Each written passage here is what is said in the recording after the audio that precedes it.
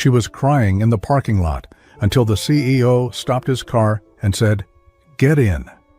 She didn't expect anyone to notice, not after what had just happened, but then the headlight stopped. The window rolled down, and he said the last thing she ever imagined hearing from someone like him. Get in, not a command. Not a question.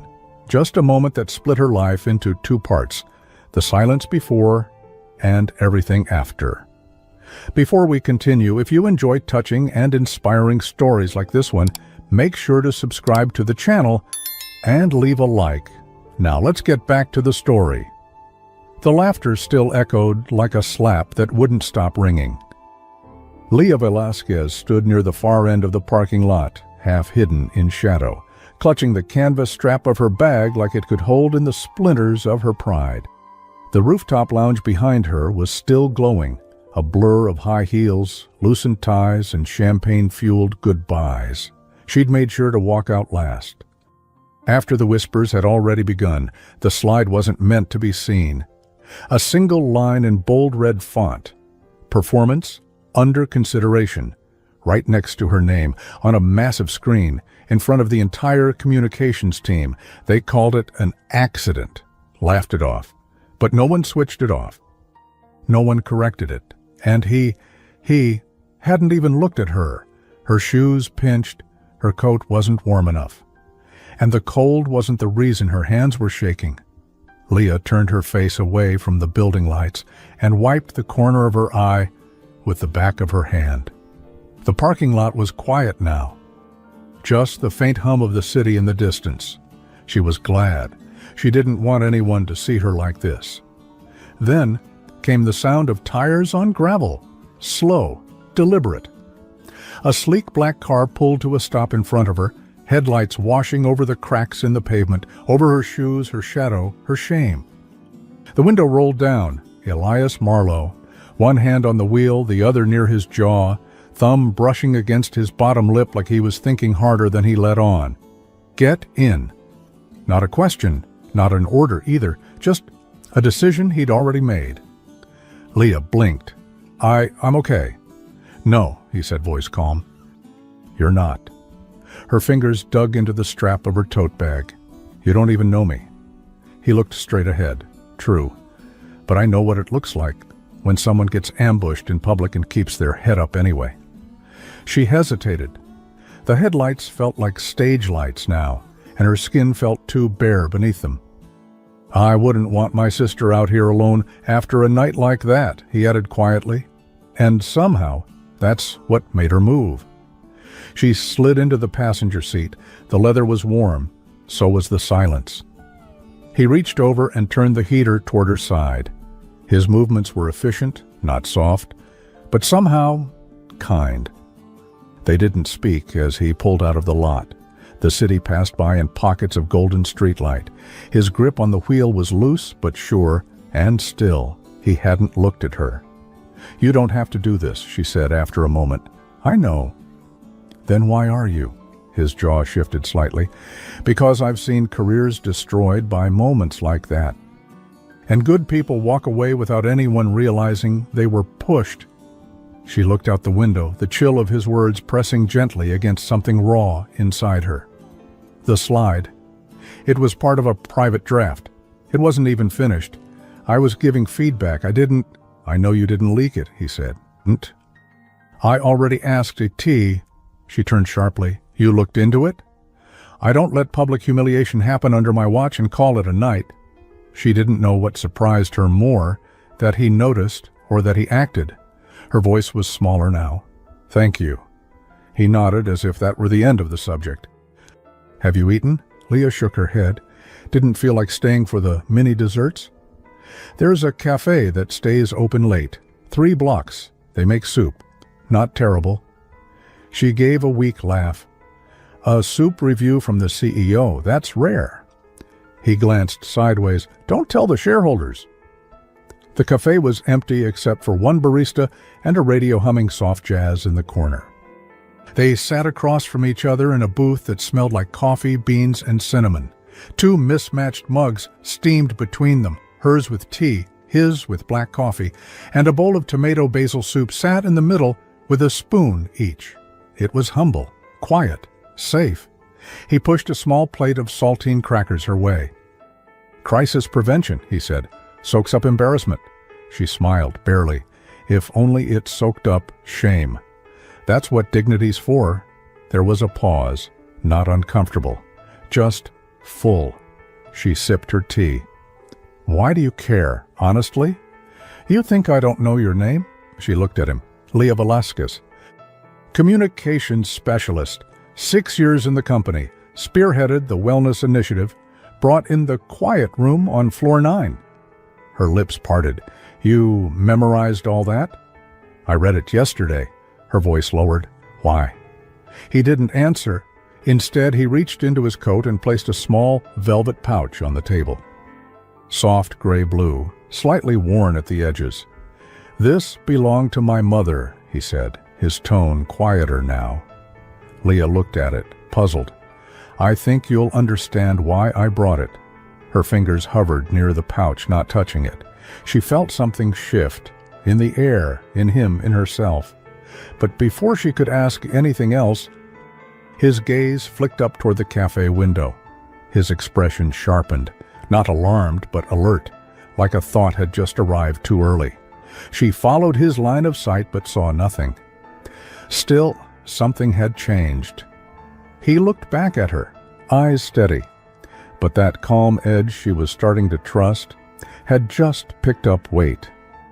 Leah didn't touch the velvet pouch. Not yet. It sat between them like a quiet invitation, one she wasn't sure she was allowed to accept.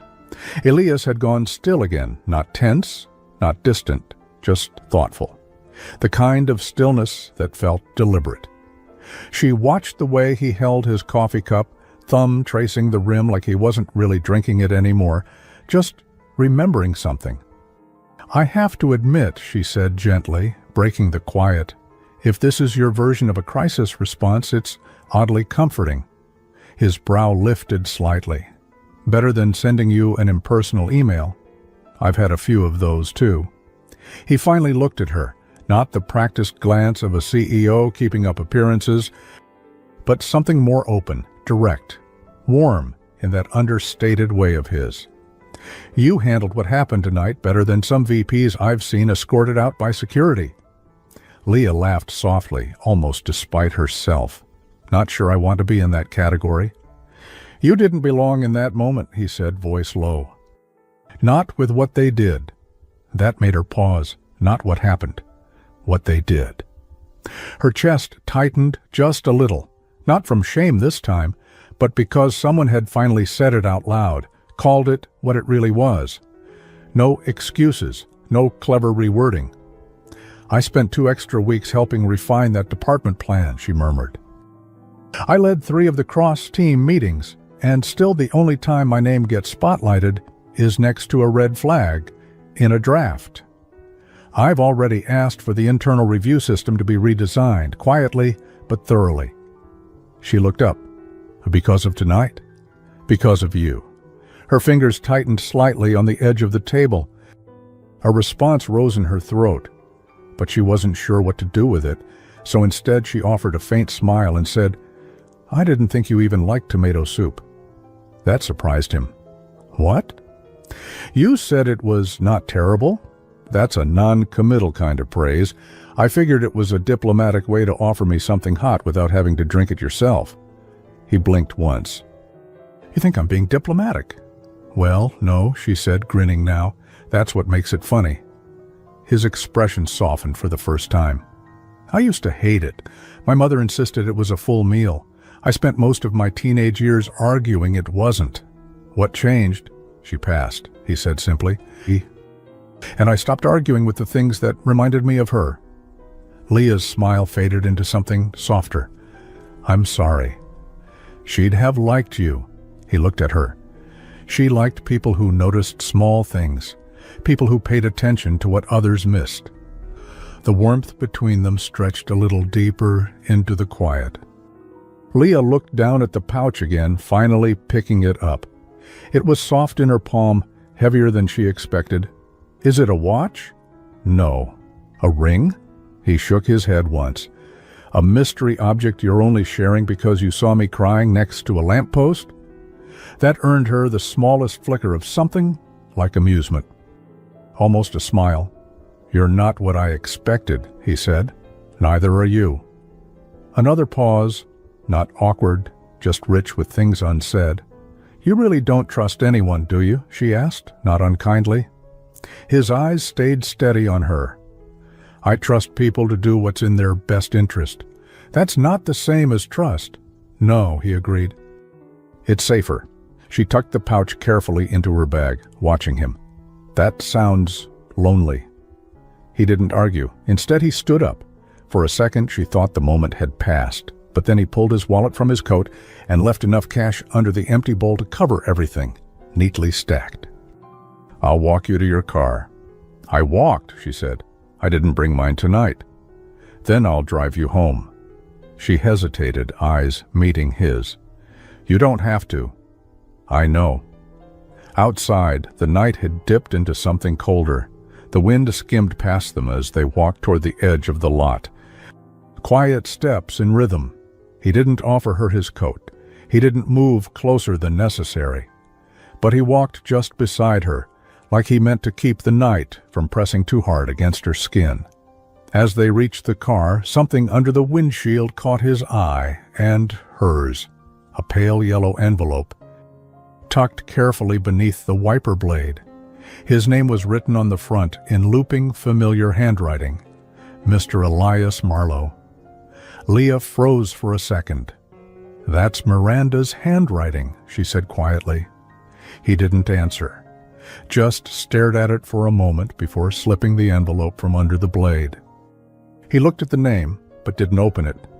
And for the first time that night, his composure shifted, not visibly, but in the smallest pause of his hand before he slid the envelope into his coat pocket like it was something already too heavy to carry.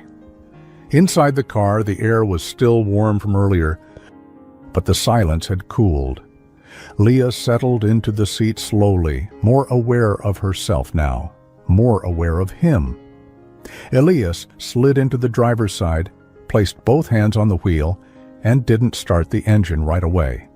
The envelope, Miranda's, was tucked away inside his coat, not opened, not mentioned. Not forgotten. Leah glanced toward him, but said nothing.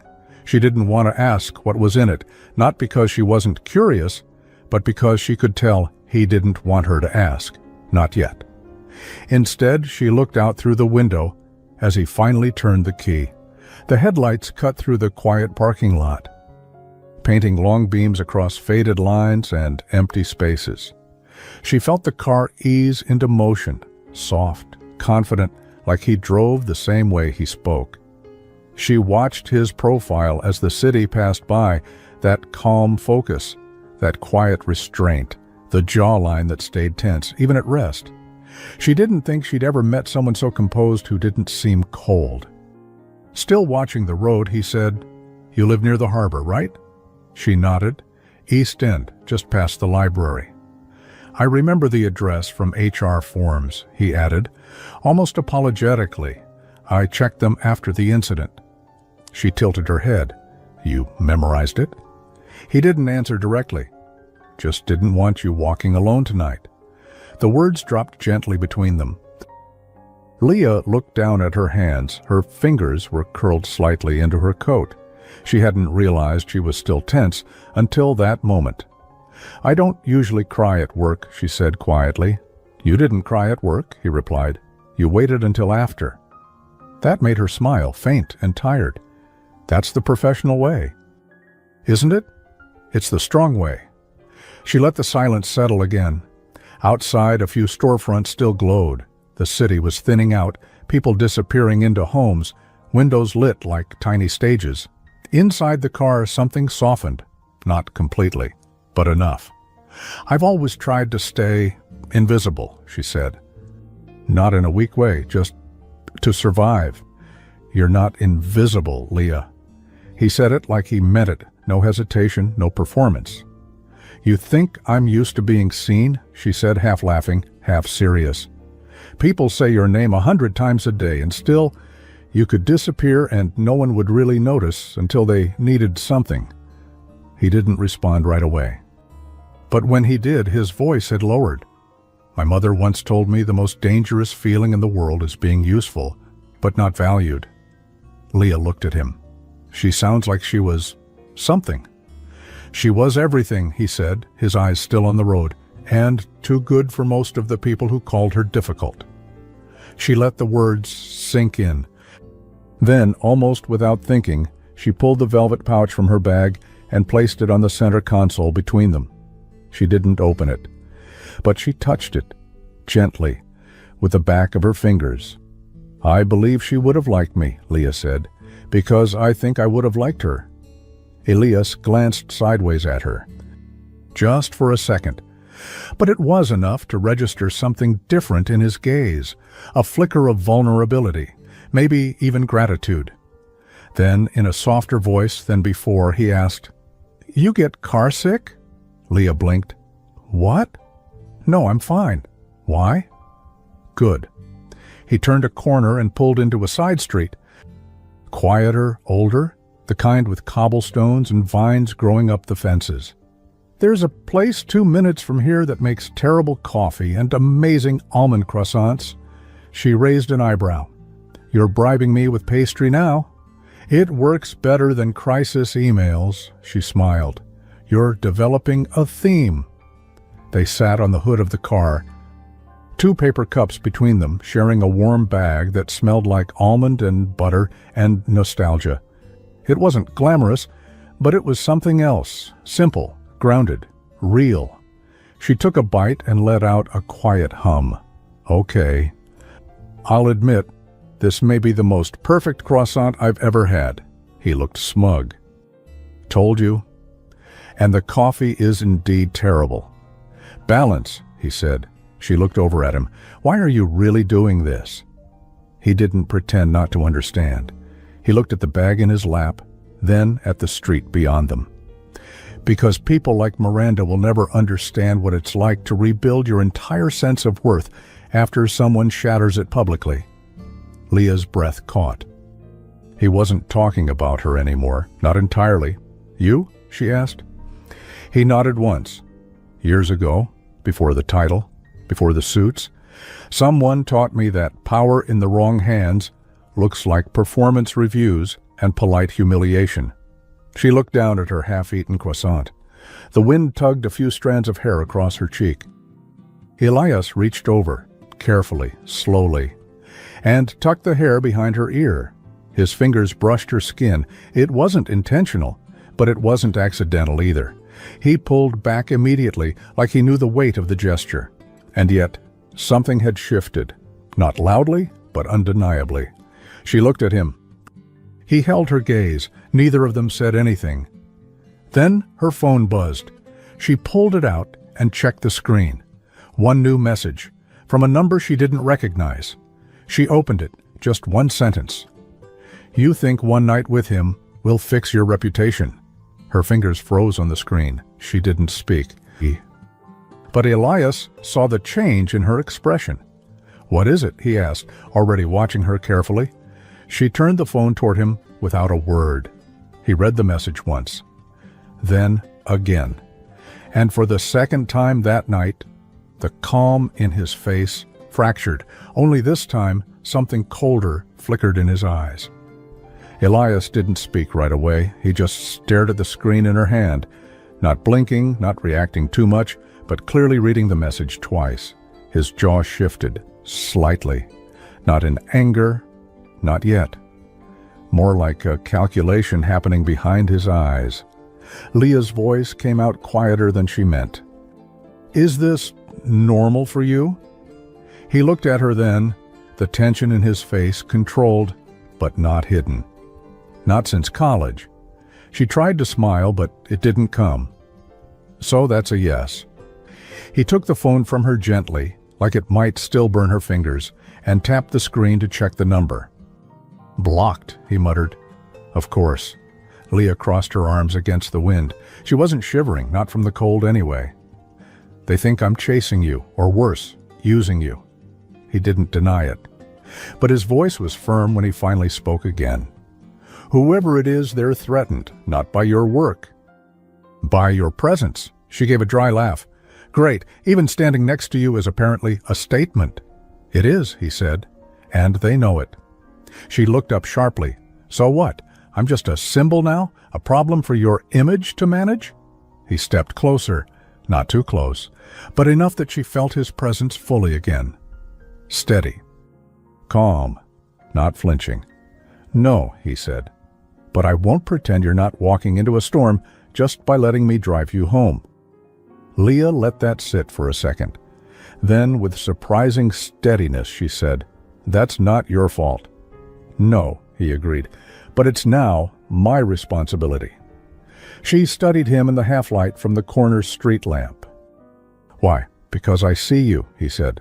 Simple, not dramatic, not romantic, just clear. I see how they overlooked you, how they laughed when they should have apologized, and how you didn't let it break you. I don't protect people because they're fragile, Leah. I protect them because someone should have done it for me when I needed it. Her throat tightened. Not because of what he said, but because of how much of it she understood.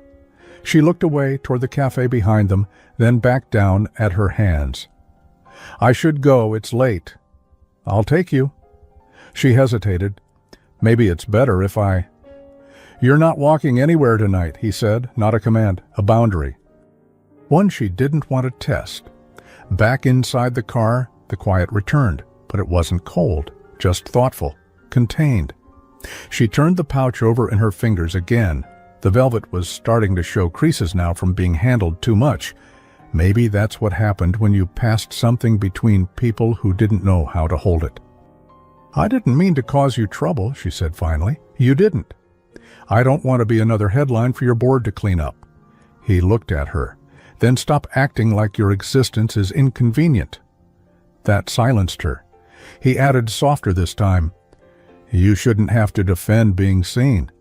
Her eyes stung for a moment, but she blinked it away. Then, without quite thinking about it, she asked, Will you tell me what's inside the pouch? His hand stayed on the wheel. The city blurred past them in quiet rhythms. Not tonight. Because of Miranda. Because it's not about her, and I don't want to give it to you while we're both still. Reacting, she nodded, slowly. So it is for me. The silence that followed was answer enough. Her apartment building was quiet when they pulled up. A modest place near the harbor, white brick with ivy creeping up the sides. The kind of home that held onto its warmth even in winter. Elias got out of the car and walked her to the door without asking. She didn't protest. At the front step, Leah turned to him, hands still in her coat pockets. I know what tonight might look like to people, but for what it's worth, this didn't feel like strategy. He met her gaze. It wasn't, she smiled. You're a terrible flirt, by the way. He actually looked confused. I wasn't trying to be. Exactly. He laughed, quiet, real, and for a second, he looked like someone without all the titles and weight. Just a man who'd stayed out too late because someone's voice had made the silence worth breaking. Good night, Leah. Good night. She turned her key, stepped inside, and closed the door slowly behind her, not because she didn't want to go, but because it felt like closing something important. On the other side, Elias stood still for a moment. Then, without pulling out his phone, without checking anything else, he walked back to the car, quiet, composed, and carrying the envelope Miranda had left. He didn't open it, not yet. Inside her apartment, Leah dropped her bag by the couch and set the pouch gently on the table. She didn't open it either. Instead, she sat down beside it, wrapped in a soft blue throw blanket, and stared at her phone. The message still sat there on the screen. Ugly. Anonymous, cowardly. She hovered her finger over the delete button, then changed her mind. She pressed save, then muted the thread. Not to hold on to the cruelty, but to remember that it didn't define her. She didn't cry, but she sat with the weight of being seen, and for the first time in a long while, she didn't feel like disappearing. Elias didn't open the envelope that night. He placed it on his desk when he got home, flat, untouched, staring up at him with Miranda's looping handwriting. There was something both intimate and calculated in the way she'd written Mr. Elias Marlowe, as though she wanted him to feel seen and cornered. He made tea. Not the strong black coffee his days usually demanded. Just something gentle, herbal, pointless. He didn't drink it. He stared at the envelope. At 1:42 a.m., he finally opened it. The paper inside was thick, expensive. Her stationery hadn't changed in years. "Elias, I only wrote this because I know how you operate. Silence. Distance and control. And I'm not asking for anything. But you should know what she's not telling you." Leah Velasquez was romantically involved with her previous supervisor. That's why her name was protected, why she stayed so long. It's not gossip. It's HR record. They kept it buried to protect reputations. "I just thought you deserved to know. Do with that what you will. M." He read it twice, then folded it back into the envelope with the same precision he'd used to open it. Not out of respect, out of restraint. His first instinct wasn't disbelief. It was something colder. Strategic interference, he thought. Efficiently timed, but it worked. Because now, a question lived in the space between what Leah hadn't said and what Miranda had. He looked at the velvet pouch still sitting beside his wallet, and for the first time, he didn't feel ready to give it to her. Not yet. Leah didn't sleep much either. The message was still saved on her phone. But the weight of it had lessened overnight, like the space around it had grown, and now it was just one ugly sentence in an otherwise unfinished story. She got up early, made coffee in her tiny kitchen, fed the cat that wasn't hers, a tabby from next door who visited every morning like it paid rent. She called him Fred. He ignored her and knocked over a mug. "Typical man," she muttered, scooping him into her arms. She didn't check her phone again until after sunrise. There was no reply from the unknown number, but there was a new message. Elias Marlowe, 8:03 a.m. "If you're not allergic to quiet places and overpriced muffins, I'd like to pick you up in 20. She stared at it for a second, confused, then smiled.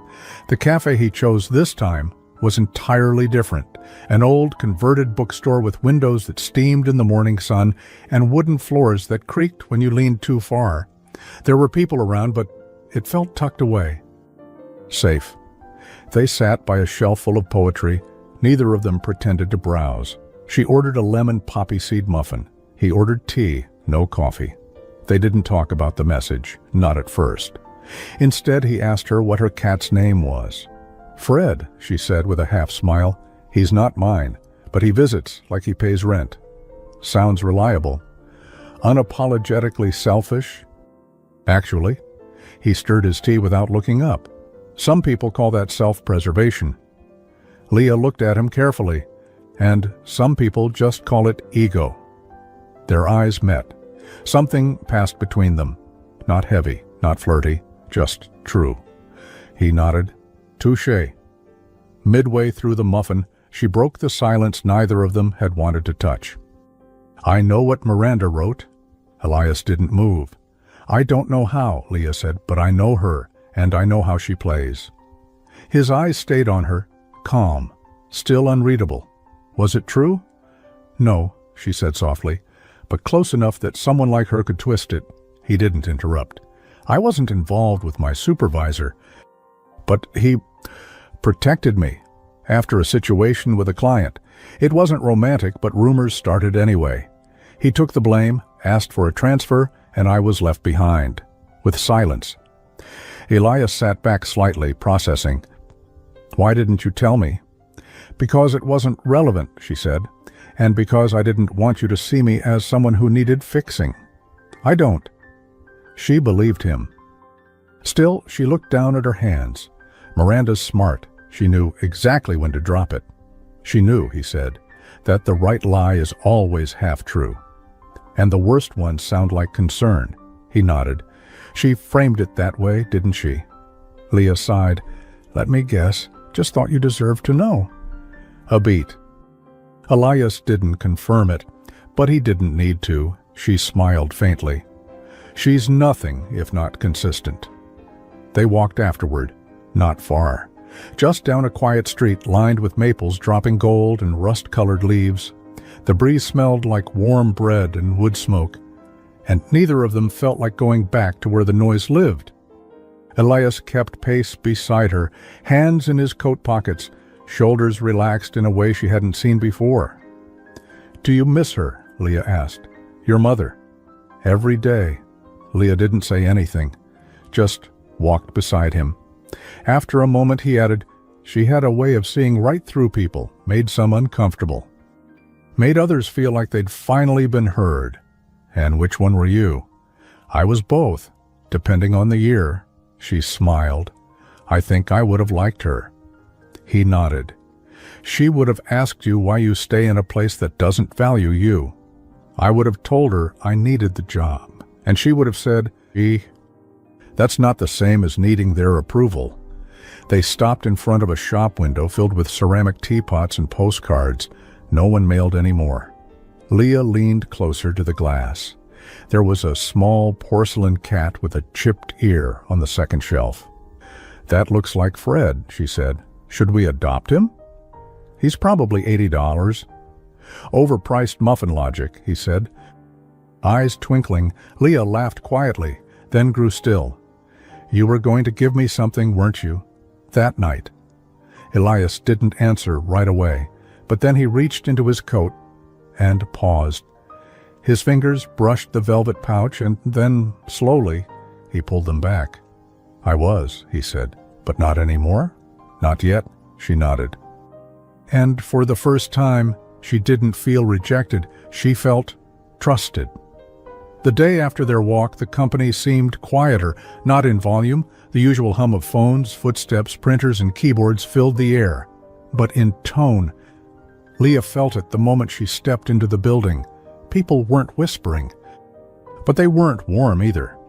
Some greeted her with polite nods. Some avoided her eyes.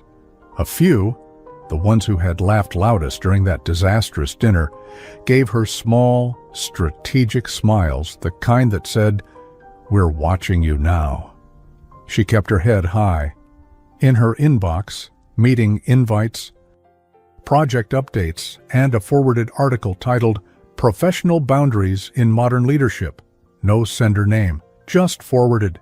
She deleted it. By midday, she was walking past the glass conference rooms when she caught a glimpse of Miranda, seated, composed, laughing, and staring directly at her through the glass. A single raised eyebrow, a sip of coffee, no words, just presence, intention. Miranda wasn't done, not by a long shot. That evening, Leah found herself pacing her apartment. She didn't call Elias, didn't text. But the pouch sat on her table again, out in the open. She'd taken it from her bag, not meaning to open it, not even meaning to touch it. But still, there it was, like a question waiting to be answered on someone else's time. At 8:14 p.m., there was a knock on her door. She opened it slowly.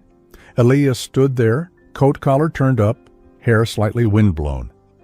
His usual polished exterior had given way to something softer, a man who'd been thinking too much all day and decided to stop pretending otherwise. "You didn't answer my last message," he said. "You didn't send one." "That's why it bothered me." She stepped aside to let him in. He didn't hesitate. He walked in like he'd done it before, even though he hadn't. Not really. She motioned toward the kitchen. "I only have decaf." "Risky," he said, taking off his coat, "but I'll survive." She poured 2 mugs, handed him one. He didn't sit yet, just stood near the window, watching the lights from the street below. "She sent something else," Leah said quietly. He turned. "Not a message, a look. This morning through the glass like she's waiting for something." "She is," he said. Leah sipped. "What? For you to break?" She didn't blink. "Then she'll be waiting a long time."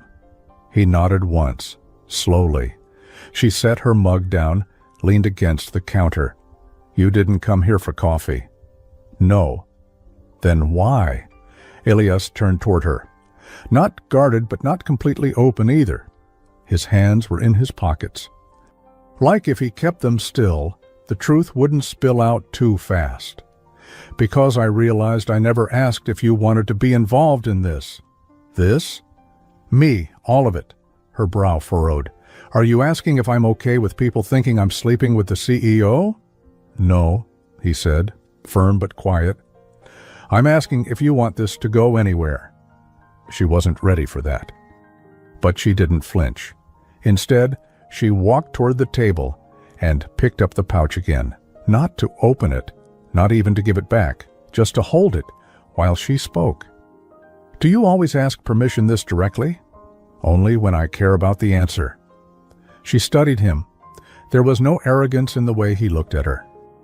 No expectation, just a strange mix of strength and vulnerability, the kind that made you want to lean in and run at the same time. Leah exhaled slowly. This isn't a good idea, Elias. I know. The optics are terrible. I've seen worse. She's going to spin it, no matter what we do. I know. She met his eyes. I'm not someone you rescue. I'm not trying to. Silence stretched. Then she said, barely louder than her breath, I'm not safe for your image. His answer came quickly. Let me decide what you're worth to me. That cracked something. Not all the way open, but enough. Later, they sat on the floor of her living room, backs against the couch, mugs refilled, shoes off. Fred the tabby had decided to claim Elias's lap like it was a throne, much to everyone's surprise. I've never seen him sit on anyone, Leah said. Elias looked down at the cat, unimpressed. He's smug. He's testing you. I already have a board of directors for that, she laughed. Genuinely. A long pause passed between them. I'm not afraid of Miranda, Leah said. I am, he replied, finishing his tea, but not in the way you think. She looked at him. She's smart, and she plays long games. But the real damage she causes isn't scandal. It's silence, Leah nodded. That's the part I know best. When he stood to leave, he hesitated. She followed him to the door. He reached into his coat, slowly, and pulled out the pouch, held it in his hand for a long second, then placed it back in her hands, still unopened, still full of meaning neither of them had spoken out loud. You don't have to open it yet, he said. She met his eyes. But I will. He gave the faintest smile. Just not tonight. She shook her head. Not tonight. He turned to go, then stopped just before the hallway. You'll hear something tomorrow, he said. About her? What kind of something? He paused. A formal announcement. She's being moved. Quietly. Leah's heart skipped. Is that because of me? He looked over his shoulder. No, he said, it's because of me. It rained the next morning, not hard but steady. The kind of rain that blurred the city just enough to make everything look softer, slower. Leah didn't bring an umbrella. She didn't mind the wet. The air felt clean. Her thoughts didn't. Inside the elevator, people talked quietly. One floor up, someone mentioned Miranda in a clipped tone. Another said transition, like it was a diagnosis. No one said her name out loud after that. When Leah stepped off on her floor, her inbox had a single internal memo. Miranda Holt, formerly head of public relations, has accepted a transitional advisory role effective immediately. Please direct future inquiries to no goodbye, no party, no trace, just absence. And that felt louder than any announcement. Around noon, a familiar message pinged on her screen. Elias Marlowe Coffee. No crisis attached. 15? She replied with a single word. Yes. They met in the quiet corner of the same cafe with the mismatched mugs and the soup that had started all of this. He was already there when she arrived, seated in the same booth, sleeves rolled up, tea in hand. She noticed, this time, the tired under his eyes, a trace of something heavier beneath the calm. You okay? She asked, sliding into the booth. He nodded once. Mostly. That's not convincing. I didn't sleep much. Because of Miranda? Because of you. She stilled. He held her gaze. I keep thinking, he said, about what it means to protect someone versus control them. And I don't want to blur that line with you. Leah sat back slightly. You think you've crossed it? No, he said, but I think about it more than I should. Her lips parted, but she didn't speak. So instead, she reached into her coat pocket and placed the pouch on the table between them. She didn't look at it. She looked at him. I think it's time, she said. He didn't move. Are you sure? He asked. No, she said, but I want to know what you thought I was ready to carry. Elias leaned forward slowly and turned the pouch in her direction. Open it, he said, quietly. Her fingers were steady as she untied the string. Inside there was no jewelry, no letter, just a brooch. Old silver, modest in size, shaped like a swan with its wings curled close to its body. The metal was worn, smoothed over time by handling. A tiny crack ran down one wing, barely noticeable. Leah lifted it into the light. It doesn't look expensive, she said. That's why it matters. She looked up at him. My mother wore it every time she walked into a room where she wasn't wanted, Elias said. Board meetings, fundraisers, my father's funeral. She said it reminded her that dignity isn't always loud. Leah blinked, her eyes burning. She left it to me, he went on. Oh, but I don't wear brooches, and I've never met anyone else who reminded me of her. Until you. Leah swallowed, gently setting the swan down. I don't know what to say. You don't have to say anything. She exhaled through her nose, half a breath, half a laugh. You give quiet gifts, Elias. It's the only kind I trust. Afterward, they didn't go back to the office. They walked instead, along the side streets that curved toward the harbor. The rain had stopped, but the air still carried the weight of it. She tucked the brooch into her coat pocket, not to hide it, but to keep it close. Did she love him? Leah asked, out of nowhere. Your father? Elias nodded. She did once, he said, but she loved herself more, eventually. Leah looked at him. That's rare. That's survival. He glanced over. What about you? She shook her head. I thought I loved someone, years ago, but I think I was just grateful to be seen. And now? She looked at him carefully. Now, I don't think I'd mistake gratitude for love again. He didn't speak right away, just walked beside her in the quiet. Then, with the kind of honesty that feels like surrender, he said, I don't know how to do this the right way, with you. Leah stopped walking. You don't have to know everything, she said. You just have to stop holding your breath. He turned to her. His expression wasn't guarded now. It wasn't cold. It was full of fear, of respect, of something deeper than either of them had admitted out loud. I'm not used to being wanted quietly, she said. It scares me more than being ignored. He stepped closer. I want you quietly, he said. She closed her eyes for a second. Let the words settle inside her. When she opened them, he was still there, not moving, not rushing, just there, a presence, a choice. That night, back in her apartment, Leah pinned the brooch to the inside of her coat, not where anyone could see it, but where she could feel the weight of it against her side. She stood by the window, looking down at the street. The city was loud, complicated, but somewhere in it, someone had seen her clearly and left a space for her to stand, not because she fought for it, but because she'd earned it. Her phone buzzed once. A single new message from a number she did recognize. Miranda, you think you've won something, don't you? Leah read it, then turned off her phone and smiled. Elias hadn't cooked for anyone in over a year, not since the last family obligation, the kind where people brought expensive wine but not warmth, where the air smelled of money and resentment in equal measure. But tonight was different. He stood barefoot in his kitchen, sleeves rolled up, tie nowhere in sight, chopping fresh herbs like it was a language he hadn't spoken in a while, but still remembered by heart. Leah arrived 5 minutes early. Arrived 5. He heard the knock, wiped his hands, and opened the door to find her in a soft slate blue coat and loose curls falling around her face. "You cooked?" she asked, smiling as she stepped in. "I attempted," he said. "I take no responsibility for your taste buds after this."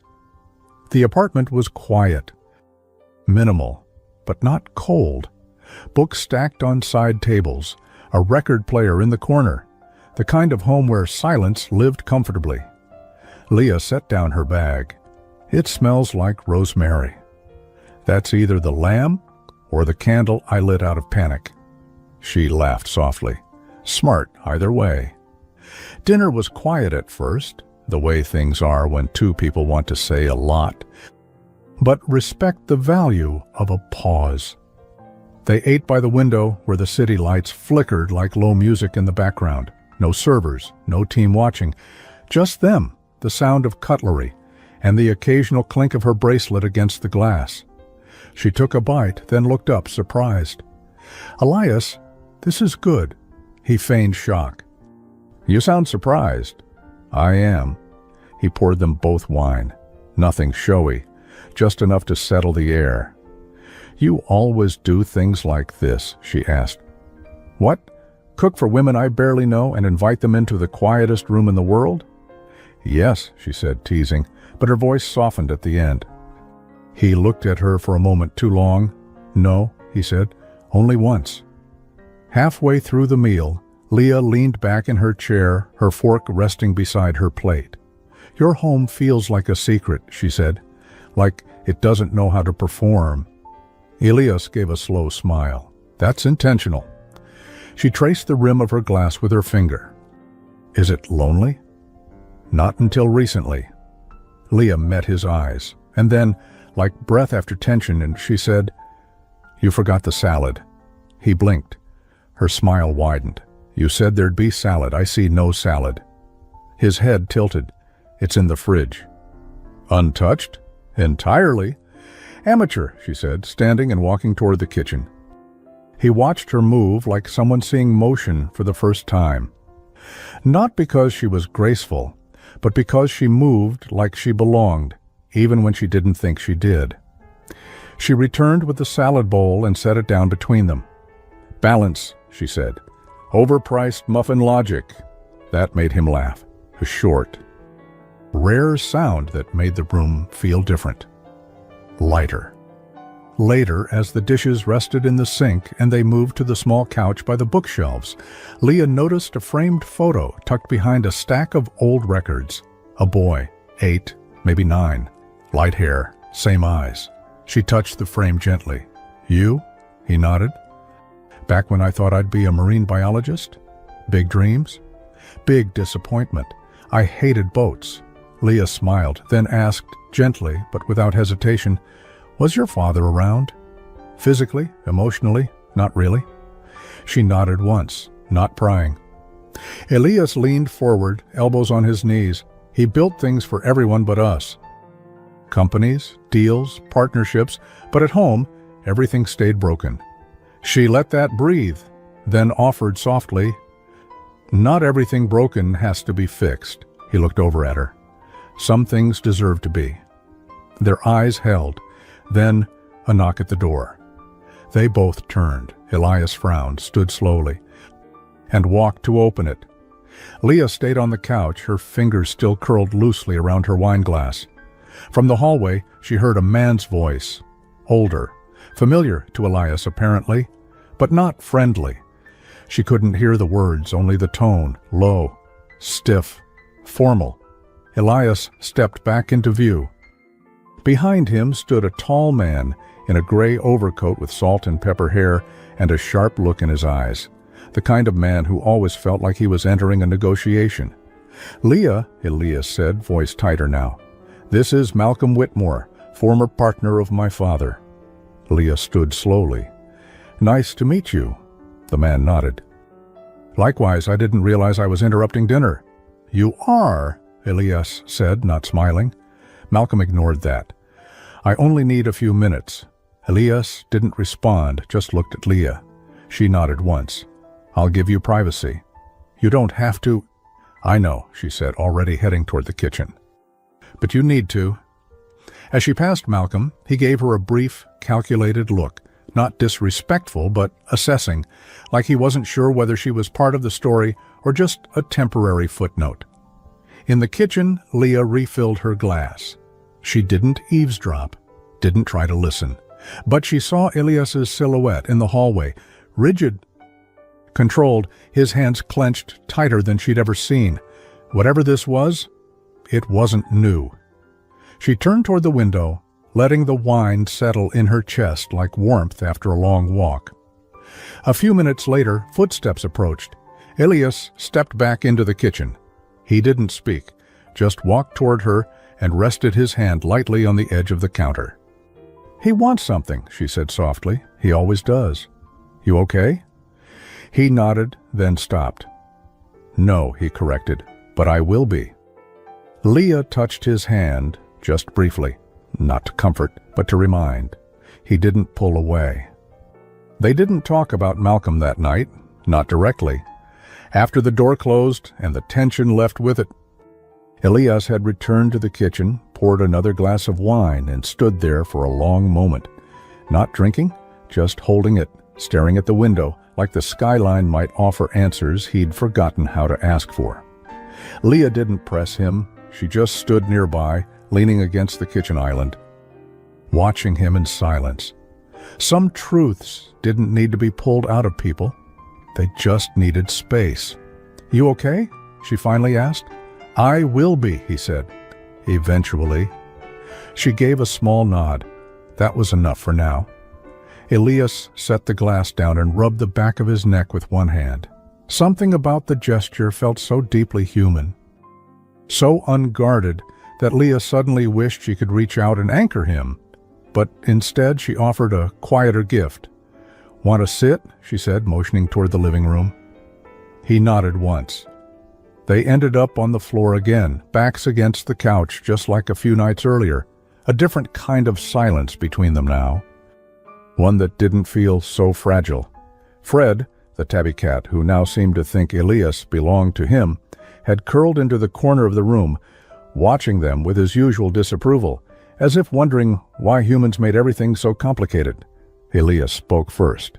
"He always shows up when I'm about to do something he wouldn't." "Malcolm?" He nodded. "It's like clockwork. He's been circling for years, ever since my father passed." "He's not family." "No," Elias said, "but he was the man who knew where the bodies were buried. Metaphorically, of course.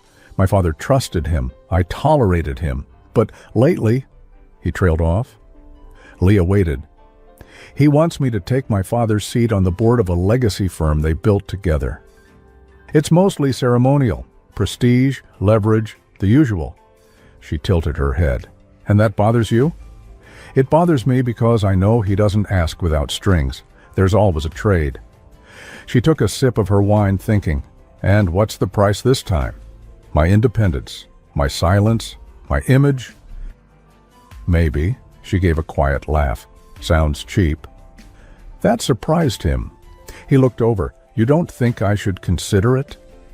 "I think," she said gently, "that the fact you're asking already tells me you know the answer." He stared down at his glass for a moment, then nodded. "You're right." After a while, the tension gave way to something softer, the way night settles into calm after too much noise. Elias leaned his head back, closing his eyes briefly. "He used to call me soft." Leah turned to him. "You?" He cracked one eye open. "Yes, I cried when my mother threw away my favorite sweatshirt. I was 9. What was on it? Nothing. Just a spaghetti stain shaped like a country," she laughed. "Which country?" "Portugal. Upside down." They both laughed this time. Real, breathy, needed. Fred chose that moment to leap onto Elias's lap, utterly unimpressed with their emotional growth.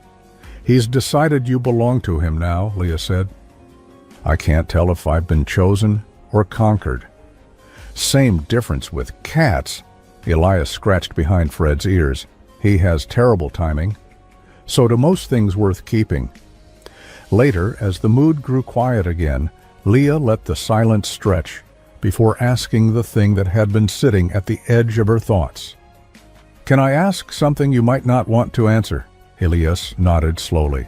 "Go ahead." "Are you afraid of what people will say if this, us, continues?"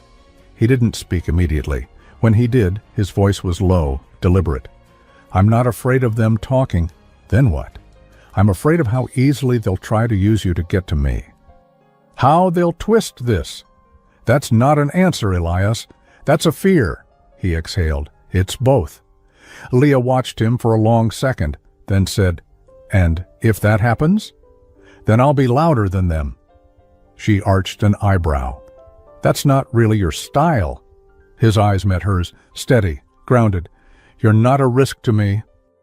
"Leah, you're the reason I'm choosing differently." Her breath caught. It wasn't the kind of thing you say to impress someone. It wasn't shiny or rehearsed. It was real.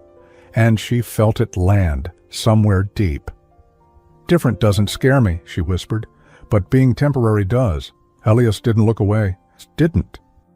"Then don't be." The next morning, she woke up to the smell of coffee, not brewing, just faint, lingering on her coat from the night before. He hadn't stayed.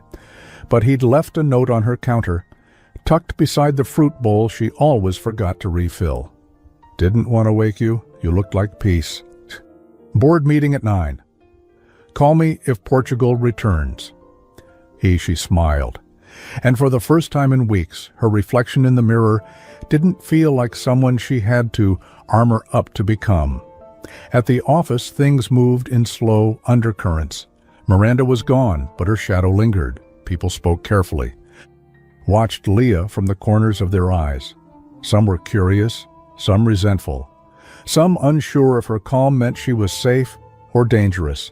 She didn't care. She walked with a quiet steadiness, not loud, not sharp, just rooted. When she passed the executive conference room around midday, she caught a glimpse of Elias through the glass. Seated at the head of the table, Malcolm across from him, another man beside Malcolm, gray hair, polished, observing. Whatever the topic was, Elias didn't flinch, but his jaw, always relaxed in private, was clenched. Back at her desk, Leah found a small envelope waiting. No name, no label. Inside, a single photo. Grainy, from an old company gala, Miranda, her hand on Elias's shoulder, both laughing, and on the back, in smooth black ink, "You're not the first woman to think she changed him." Leah stared at it for a long moment, not with hurt, not with fear, but with quiet, clean exhaustion. She folded it once, neatly. Then she stood up and walked. Leah didn't hesitate. She walked straight to the elevator, photo still folded in her hand, fingers curled tightly around it, not in panic, but in purpose. She didn't knock when she reached his office. She stepped inside quietly, closed the door behind her, and waited until he looked up. He did immediately. He was alone. No papers in front of him, no distractions in his hands. Just him and her. And the moment neither of them had planned for, but both knew had to happen. "I got something today," Leah said calmly. "I think you know what." Elias stood slowly. "Photo?" She nodded. "From a gala. You and Miranda, smiling, her hand on your shoulder."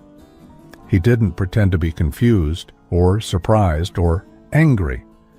He just stepped out from behind the desk and walked toward her, not fast, not slow, measured. She sent it?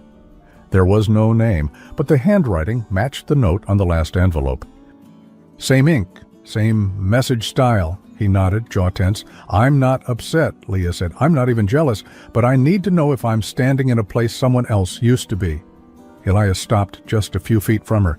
He looked tired, but not defensive. "No," he said, "you're not." She held his eyes. "But something happened between you two." "Yes," he admitted. "Years ago. Brief, private, and ended long before I ever noticed you. Leah absorbed that in silence. She wanted more, Elias continued, but I didn't. I ended it, and she never forgave me. What happened after that was her playing the long game, building power around me. Not with me. Leah looked down at the folded photo. Then why does she think this will still work? Because she believes shame is stronger than truth. And is it? Leah asked. Elias reached for her hand gently and pried the photo from her fingers. He unfolded it once, looked at it, then slowly tore it in half. No, he said, it's not. They sat on the couch in his office afterward, the afternoon sun spilling across the carpet. No one disturbed them. No one dared. Leah leaned back against the cushion, shoes off, hair slightly messy from the wind. Elias looked at her like she was the only thing anchoring him that day. Now, I'm not afraid of your past, she said, but I'm afraid of being compared to it. You shouldn't be.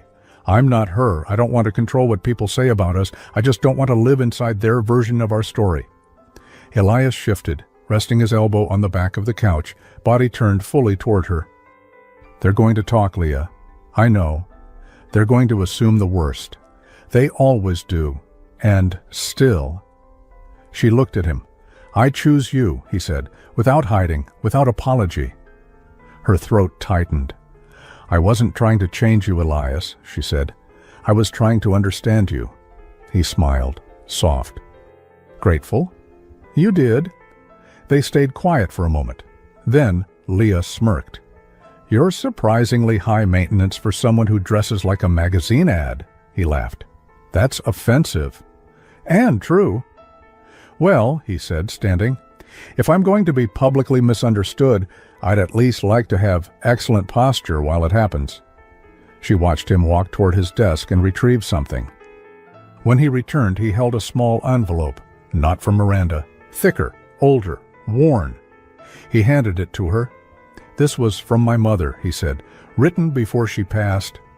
Leah looked at it. You kept it sealed? For a long time. I only opened it last year.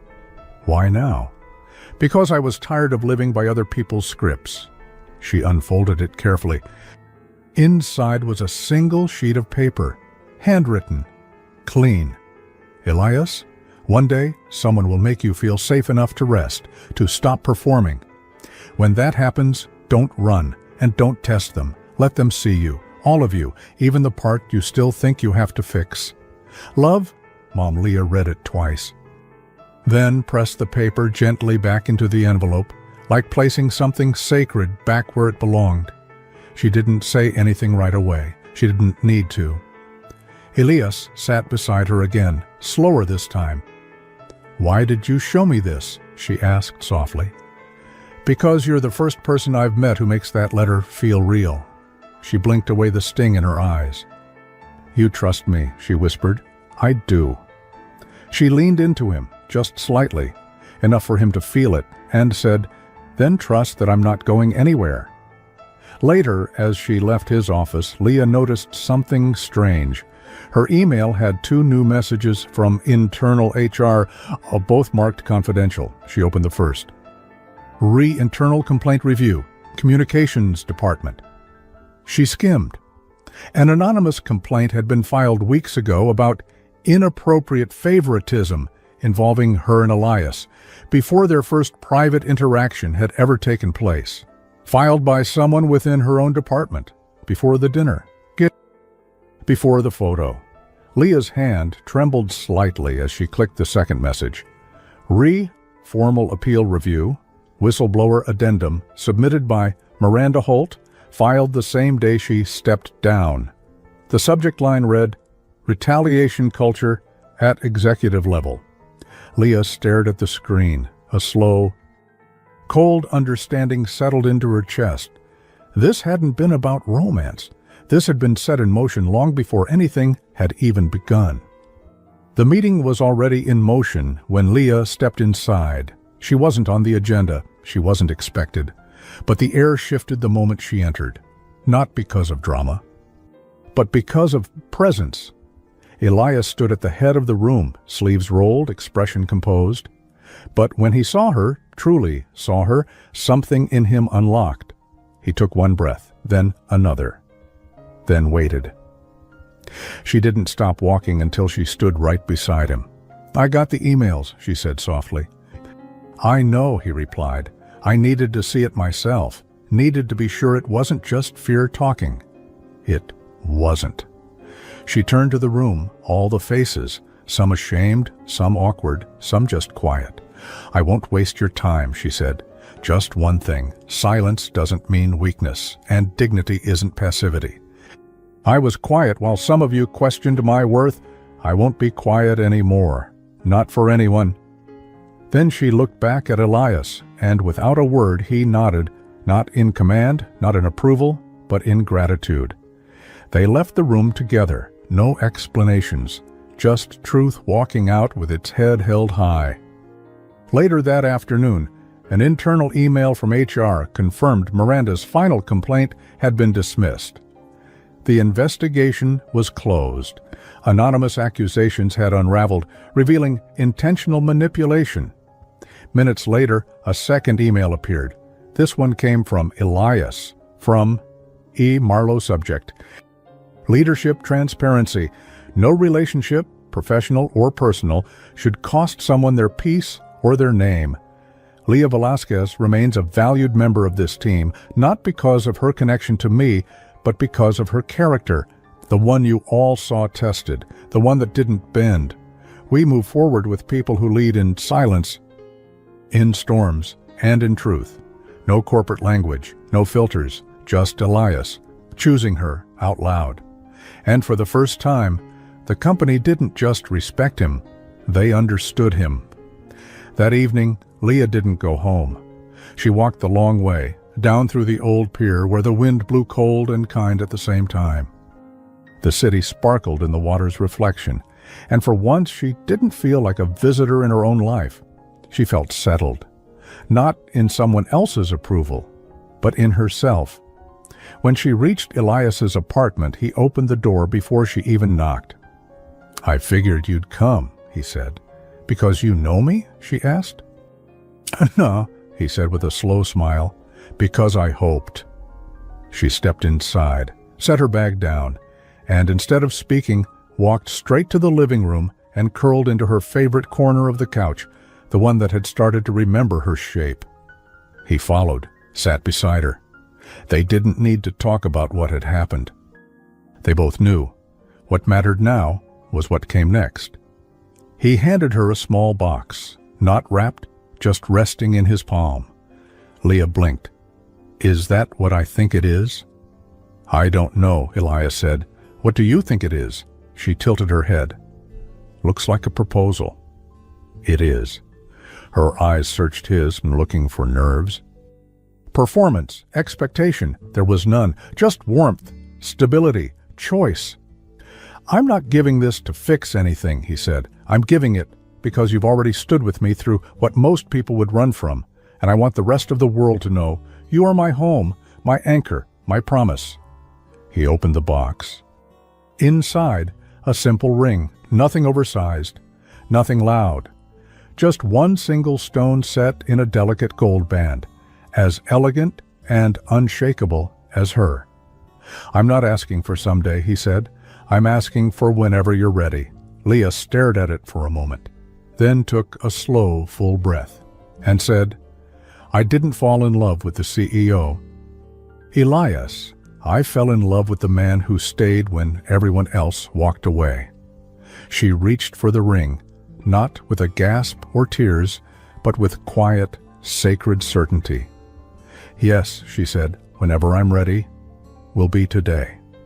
Weeks passed, and just as quietly as the storm had started, it faded. People whispered, then accepted. The company returned to its rhythm.